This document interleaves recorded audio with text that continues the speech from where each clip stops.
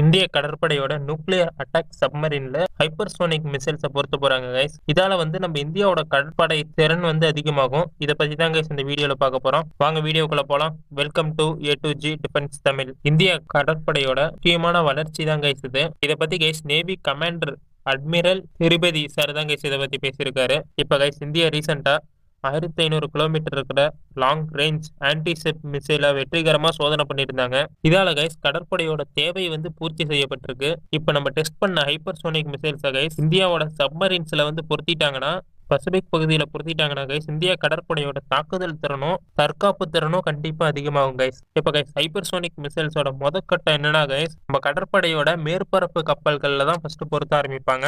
போர்க்கப்பல் மாதிரி, டெஸ்ட்ராயர்ஸ் மாதிரி கப்பல்ல தான் பொருத்த ஆரம்பிப்பாங்க கைஸ். இதை பொருத்துறதுக்கு ஈஸியான ஒரு சிஸ்டம் இருக்கு, வெர்டிகல் லான்ச்டு சிஸ்டம் VLS. இந்த சிஸ்டம் மூலியமா கைஸ் ஹைப்பர்சோனிக் ஏவுகணைகளை ஈஸியா நம்ம பொருத்த முடியும். நம்ம மேற்பரப்பு இருக்க கப்பல்கள்ல VLR மூலியமா ஈஸியா இந்த ஹைப்பர்சோனிக் மிசைல்ஸ் பொருத்திடுறோம். ஆனா சப்மரீன்ல இந்த LRASHM பொறுத்துறது கொஞ்சம் நிறைய சிக்கல்களை உருவாக்கும் கைஸ். இப்ப வரைக்கும் இருக்கிற சப்மரீன்ஸ்ல VLR வெர்டிகல் லான்ச்டு சிஸ்டம் எந்த சப்மரீன்ஸ்லயும் பொருத்தப்படல. இப்ப கைஸ் இந்தியா சமீபத்துல ஒரு நியூக்ளியர் அட்டாக் சப்மரீன் உள்நாட்டிலே தயாரிக்கலான்னு ஒப்புதல் தெரிவிச்சிருக்காங்க.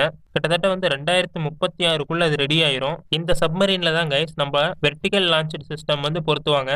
அதுவும் இல்லாம இந்த சிஸ்டம் இருந்தாதான் நம்மளோட ஹைப்பர்சோனிக் மிசைல்ஸை பொருத்த முடியும். இந்த மிசைல்ஸை நம்ம வெற்றிகரமா பொருத்திட்டோம்னா நம்மளோட அணுசக்தி தடுப்பு திறன் அதிகமாகும் கைஸ். இப்ப கைஸ் இதால அணுசக்தி திறன் அதிகமாகும்னா இது ஒரு நியூக்ளியர் மிசைலா அப்படின்னு கேட்டீங்கன்னா இல்ல கைஸ். LRASHM ஒரு நியூக்ளியர் மிசைல் இல்ல. இதால நியூக்ளியர் வெப்பன்ஸ் எடுத்துட்டு போக முடியாது. அப்படி எடுத்துட்டு போனாலும் இதை அதுக்காக உருவாக்கல. இது கைஸ் அதிகமான தாக்கத்தை உருவாக்குறதுக்கு மட்டும்தான் உருவாக்கி இருக்காங்க. இது கைஸ் இப்ப முக்கியமா நியூக்ளியர் சப்மரீன் மிசைல்ஸுக்காகவே இதை ஒதுக்கி இருக்காங்க. நம்ம சப்மரீன்ஸால ஒரு நியூக்ளியர் மிசைல்ஸை மட்டும்தான் லான்ச் பண்ண முடியும். ஏன்னா அந்த மிசைல்ஸ் தான் நம்ம அதிகமாக பயன்படுத்துறோம். மற்றபடி சில டார்பிடோஸையும் லான்ச் பண்ண முடியும். ஆனா இப்போ கைஸ் உலக நாடுகள் எந்த ஒரு போர் வந்தாலும் அவங்களோட நியூக்ளியர் மிசைல்ஸை அதிகமா பயன்படுத்துறது இல்ல. பயன்படுத்தினா 3வது உலக போர் வந்துரும்னு சொல்லி அதிகமா இதை பயன்படுத்துறது இல்ல.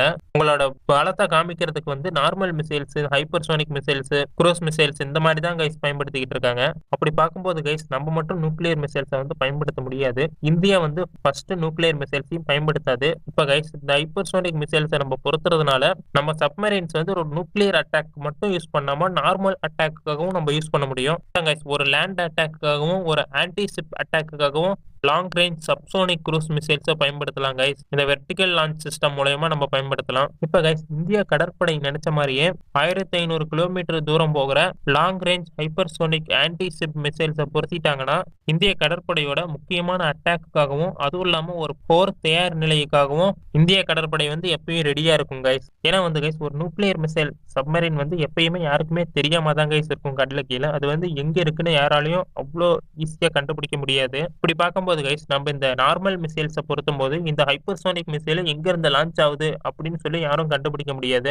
ஏன்னாதான் கைஸ் நம்மளோட எதிர்த்தரப்புல இருந்து ஃபர்ஸ்ட் அட்டாக் அவங்க பண்ணி நம்மளோட லான்ச்சிங் சிஸ்டத்தை எல்லாத்தையும் அழிச்சிட்டாங்கனாலும் இந்த சப்மரீனால செகண்ட் அட்டாக் ஒரு நார்மல் அட்டாக் நம்மளால பண்ண முடியும். ஏன்னா ஃபர்ஸ்ட் அட்டாக் அவங்க நியூக்ளியர் வெப்பன்ஸ் பயன்படுத்தினாதான் நம்மளும் பயன்படுத்த முடியும். அவங்க பயன்படுத்தலங்கும் போது நம்ம இதை பயன்படுத்த முடியாது.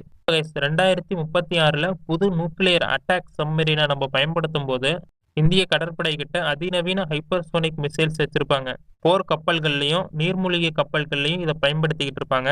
போர் கப்பல்கள்லயும் ஒரு சப்மரீன்ஸ்லயும் இதை பயன்படுத்திட்டு இருக்கிற ஒரு பவர்ஃபுல்லான ராணுவமா நம்ம ராணுவம் பார்க்கப்படும். ஓகே கைஸ், நம்ம ஸ்டார்டிங்ல ஒரு ஹைப்பர்சோனிக் மிசைலை தான் நம்ம டெஸ்ட் பண்ணோம். ஆனா அதுக்கு பின்னாடி எவ்வளவு வருதுன்னு பாருங்க. ஒரு செயின் மாதிரி தான் கைஸ் எல்லாமே. ஒரு மிசைலை டெஸ்ட் பண்ணதுனால நம்மளோட கடற்படையும் அதிகமாக போகுது. அதுவும் இல்லாம கைஸ் நம்மளோட தாக்குதல் திறனும் அதிகமாக போகுது. ஓகே கைஸ், இந்த ஹைப்பர்சோனிக் மிசைல்ஸை பத்தி நீங்க என்ன நினைக்கிறீங்க? நம்ம அட்டாக் சப்மரீன் வர்றதுக்கு இன்னும் கொஞ்சம் டைம் எடுக்கும் கைஸ். அதை பத்தி நீங்க என்ன நினைக்கிறீங்க அப்படின்னு சொல்லி கமெண்ட் பண்ணுங்க கைஸ். அடுத்த வீடியோல பார்க்கலாம். பாய், குட் நைட்.